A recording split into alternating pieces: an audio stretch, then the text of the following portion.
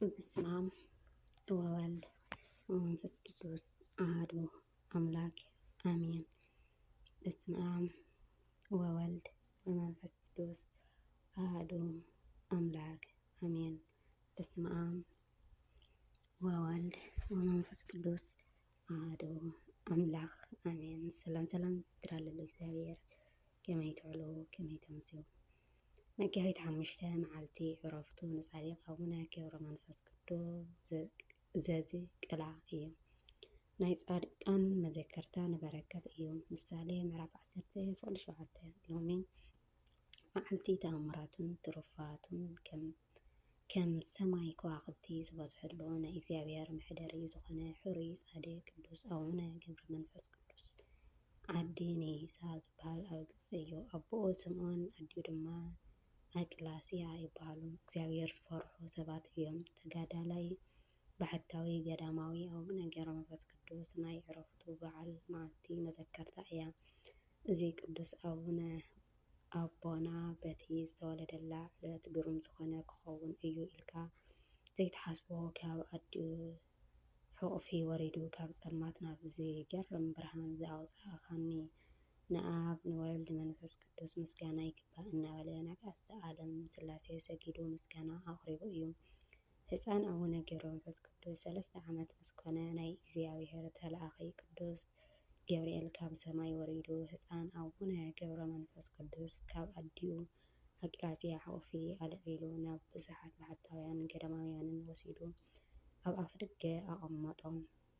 ናይቲ ገዳም ኣባ ምንየት ኣመሓዳሪ ኣባ ዘመደ ብርሃን ይበሃሉ። ቅዱስ ገብርኤል ከይዱ ነቲ ኣባ ምንየት እግዚአብሔር ከምዚ ይብለካ ኣሎ፣ ስለዚ ህፃን ገብረ መንፈስ ቅዱስ እግዚአብሔር ዝኣዘዞ ኩሉ ነገሮ ሽዑ ግዜ ሓቂ ምዃኑ ክርዳእ ኣባ ዘመደ ብርሃን ካብ ባዕቱ ተላዒሉ ንኣፍ ደገ ወፀ። መልካ እግዚአብሔር ከምዚ ነገሮ ህፃን ገብረ መንፈስ ቅዱስ ኣብ ኣፍ በሪ ተቐሚጡ ረኣዮ። ገጹ ብሩህ ከም ፀሓይ ባህ ደስ ዝብል ህፃን ጸጋ እግዚአብሔር ዝመልኦ ኮይኑ ረኸቦ።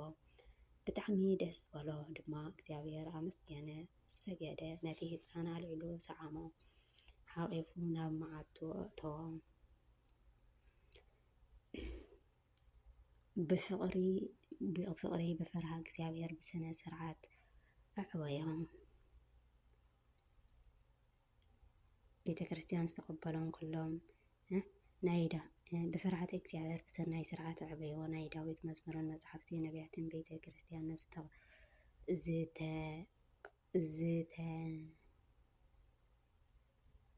ዝተቐበሎም ኩሎም መጽሓፍቲ ሊቃውንቲ ብሉያትን ሓደስትን ንባባትን ትርጓሜን ኣምሃረ ምስ ተምሃረ ገብረ ዲቁና ክወሃቦ ስሙ ኣቡነ አብርሃም ናብ ዝበሃል ሊቀ ጳጳስ ወሰዶ። ኣቡነ አብርሃም ምስ ረኣይዎ ብመንፈስ ቅዱስ ተመልኦ ስለ ዝኾነ ብጣዕሚ ባህ በሎም። ኣብ በረኻ ብዙሓት ዘመናት ክነብር ከሎ ንነፍሱን ገሰጸ። ነፍሰይ ፈሊጠ ኣብ እግዚአብሔር ቅድሚ ዕርቃንኪ ከም ትቆሚ ከም ዘለኺ ዘክሪ፣ ጽንዓት በርትዒ ተኣገሲ ይብላ ነበረ።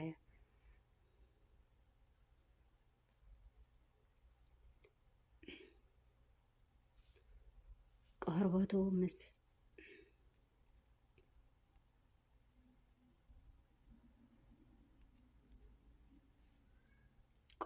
ምስ ዓጽሙ ክሳብ ዝጠበቕ ይጸምን ይጸልይን፣ ብዘይ ምብላዕን ብዘይ መስተን ከምኡ እናገረ ብገድሊ ተጸሚዱ ነበረ። ካብ ኣጽዋማት ፍራፍረ ወይ ከዓ ካብ ዕንጨይቲ ዝርከብ ሱራት ኣይበልዕን፣ ንስግኡ ዝጠቅም ነገር ኣይደለየን። ካብ ብዙሓት ዓመታት እንድሕሪት ኣቦና ኣቡነ ገብረ መንፈስ ቅዱስ እግዚአብሔር ከምዚ በሎ፣ ካብ ሕጂ ብዓለም ዘለዉ ሰባት ካብ ካህናት፣ ዲያቆናት፣ ካብ መነኮሳትን ባህታውያንን ካብ ምእመናንን ህዝባውያን ከይፈለጥኩ ክገብረካ እየ።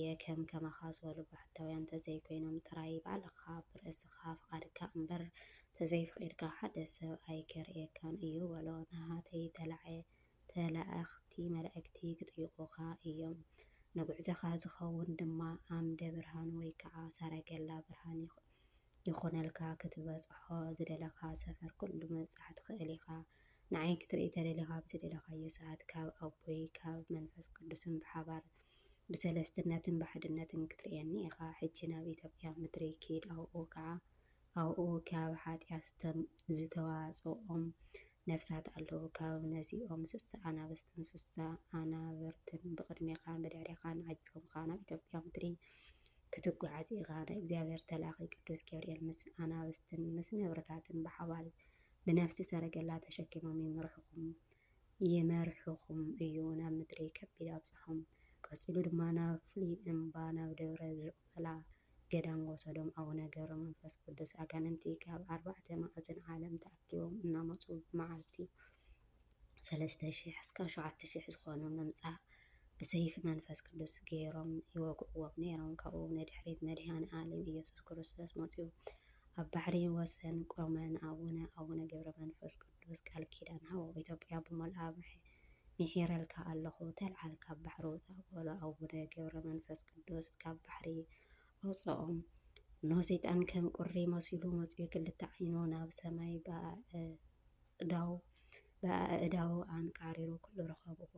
ሽዑ ኣንቆርዎ ክልተ ዓይኑ ዕወርዎ ኪድ። ኣቡነ ገብረ መንፈስ ቅዱስ ግና ንክልተ ሰሙን ጥራሕ ከም ቀደሙ ዝለመዶ ጸሎት የብፅሕ ነበረ። ስለ ዝኾነ ሚካኤልን ገብርኤልን መፅኦም ኣብ ቅድሚኡ ቆሞ ኣብ ክልተ ዓይኑ ኣፍ ኡፍ ኢሎም ነፍሱ ሰይጣን ብቁሪ መሲሉ ክልተ ዓይኑ ኣጥፊእዎ ስለ ዝነበረ እተን ኣዒንቱ ከም ቀደመን ብርሃን ተባሂብዎን ብርሃን ኮና ማለት እዩ። ካብ ሰማይ ዓብይ ሓይሊ ተዋህበ እዩ። ኣቦና ጸላእትኻ ክተጥፍኦም ናብ ዘቕላ ገዳም ከይድ በልዎ። ምስኡ ዝነበሩ መላእክቲ ኣቡነ ገብረ መንፈስ ቅዱስ ተላዒሉ ናብ ዘቅላ ተጓዓዘ። ሕልሚ ዝሓልም ዘሎ መሲልዎ። ጎይታና ኣቡነ ገብረ መንፈስ ቅዱስ ኣንቁሖ 100 ዓመት ዝኣክል ስጋኻ ዝወግእ ሕፅምትኻ ዘፍሕቕ ዝነበሩ ኣጋንንቲ ኣጥፊአ እዮም ናብ ዘቅላ እምባ ይድይብ በልዎ። ኣነ ከም ዝወስደካ ዘለኹ እቶም 7 ሊቃነ መላእክቲ ብዘይምፍላጦም ኣብ ባሕሪ ውሽጢ ከም ዘለኻ ብምባል ብትዕቢት እዮም ዘለዉ። ሊቃነ መላእክቲ ክረድኡኻ ክሕግዙኻ ክድግፉኻ እዮም። መብረቓትን ብቅድሜኻን ብድሕሪኻን ኮይኖም ክልኣኹካ እዮም። ሽዑ እውን ኣቡነ ገብረ መንፈስ ቅዱስ ኣብ ምብራቕ ተቐሚጡ ወይ ከዓ ሰሪሩ በረረ። እቶም ኣጋንንቲ ናብ ዘለዎ ወረደ። ደመና ሰማይ ከቢቦም መላእክቲ ብእሳት ሰይፊ ዓፀድዎም ሓመድ ኮይኖም ብነፍሲ ተበተኑ ማለት እዩ። ኣቡነ ገብረ መንፈስ ቅዱስ ከደ ዓብይ ገደል ረኸበ። ኣእጋሩ ብገመድ ኣሲሩ ናብ ገደል ውሽጢ ንታሕቲ ተወርቢሩ ወረደ። ቅዱስ ሚካኤል ቀዲሙና ኣቡነ ገብረ መንፈስ ቅዱስ ሓዞ ብእግርኻ ክቆመካ ወይ ድማ ብርእስኻ ክትቀውም በሎ።